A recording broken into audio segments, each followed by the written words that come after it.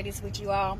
On my way driving to work this morning, as I was driving, I began to hear all of these thoughts from the enemy, and he was speaking on my behalf, saying that yes, you're a turnaround, and you're not going to be able to do this, and you're going to fail, you're going to have a lack, this is not going to happen, no, you're not anointed, yeah, everything that you think that you are, you're not. All of these things the enemy was telling me, and I was sitting there listening to him, and it's like I was paralyzed to where I couldn't come against it and speak the devil is a liar, or to say I come against any of that thing or the things that was playing in my mind. So as the enemy was telling me these things, God stepped in and he became my defender.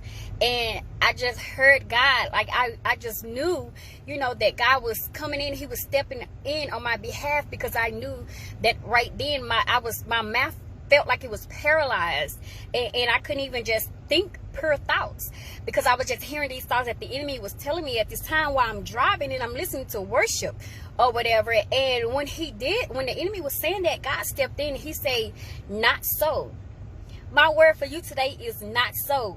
It doesn't matter what the enemy is trying to do. It doesn't matter all the things that he's speaking over you, because you have to understand one thing about the enemy. He's going to always speak against what you really are. If he say you're not anointed, you are anointed. If he say you're weak, you are strong. If he say that you're lacking or you will lack, that means that you will always have more abundantly than what you already have. Know that the enemy will always speak things that's contrary to what God already says about you. So I want you to know that your identity is in Christ, Christ alone. It's not in your own power. It's nothing that you can do or whatever, but your identity lies within Christ himself. So know that it is not so. I don't care what it is that's being done, what it is that's being said about you.